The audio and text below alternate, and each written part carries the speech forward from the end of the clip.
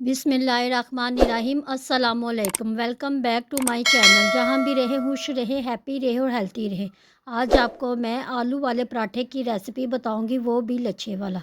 आज मैं आपको आलू का लच्छेदार पराठा बनाना बताऊंगी, इसलिए रेसिपी को स्किप मत कीजिएगा।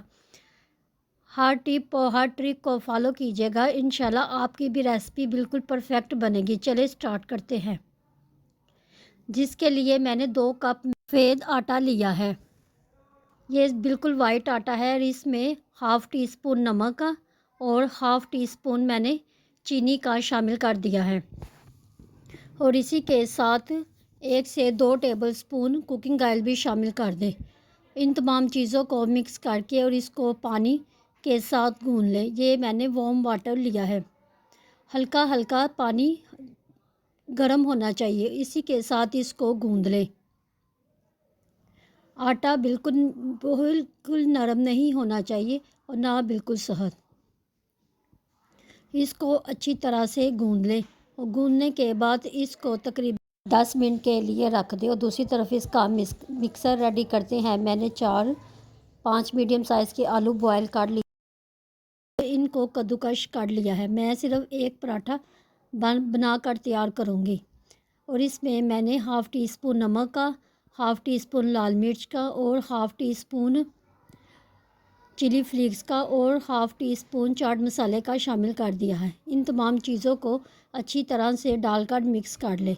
नमक मिर्च आप अपने टेस्ट के मुताबिक काट सकते हैं। और इसी के साथ मैंने 2 मीडियम साइज़ की हरी मिर्चें, इनको भी छोटा छोटा चॉप कर लिया है, वो भी इसमें शामिल कर दिया है। और इन तमाम चीज़ों को अच्छी तरह से मिक्स कर ले। ये हमारा अब बैटर तैयार है। से पहले मैंने रोटी का एक पेड़ा बना लिया है और इसको हम अब बेलते हैं। इसके लिए मैंने चॉपिंग बोर्ड का इस्तेमाल किया है, क्योंकि ये लंबाई में बेला जाएगा। इसको मैंने लंबाई में बेल लिया है और जो मिक्सर आलू का तैयार किया था वो इसके ऊपर डाल दें। पहले हम थोड़ा मिक्सर डालेंगे और इसको रोटी के ऊपर बेल देंगे। इसके बाद सारा मिक्सर इसके ऊपर डाल देंगे। सारा मिक्सर डालने के बाद तमाम आलू के मिक्सर को रोटी के ऊपर अच्छी तरह से फैला दें। फैलाने के बाद इसके ऊपर थोड़ा सा आटा डस्ट करें और इसको हल्का हल्का सा दबाएं। और इसी के साथ थोड़ा सा तकरीबन 1 टेबलस्पून कुकिंग ऑयल भी डाल। आटे की लेयर बनाते हैं। सबसे पहले आटे को फोल्ड करें और बाद में एक लेयर के ऊपर दूसरी लेयर को इसी तरह रख दें। ये मैंने कुछ क्लिप्स क्लोज लिए थे आपकी आसानी के लिए। एक के बाद एक लेयर को ऐसे करते जाए, जैसे वो बचपन में हम जहाज़ बनाते थे ना, बिल्कुल इसी तरह सारे आटे की लेयर को एक के ऊपर लेयर लगा लें। इसी तरह एक के बाद एक लेयर लगा लें और जब तमाम लेयर अच्छी तरह से लग जाए तो इसको सीधा कर लें। सीधा करने के बाद इसको थोड़ा सा लंबा करें और इसको फोल्ड करना शुरू कर दें। इसी तरह हम फोल्ड करते जाएंगे और साइड से इसको लंबा करते जाएंगे। और सबसे आखिर में आटे के किनारे को पकड़कर इसको गोल घुमाकर इसके ऊपर फोल्ड कर देंगे।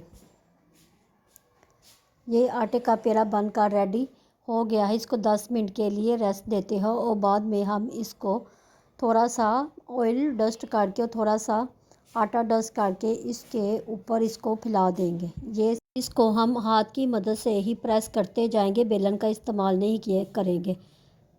जब तमाम आटे को अच्छी तरह से प्रेस कर देंगे और इसकी गोल रोटी बन जाएगी तो इसको अब हम आते हैं। इसके लिए मैंने 1 टेबलस्पून घी पैन में डाल दिया है और इसके ऊपर रोटी डाल दी है। जब एक तरफ से रोटी अच्छी तरह से पक जाए तो उसको दूसरी तरफ फ्लिप कर दें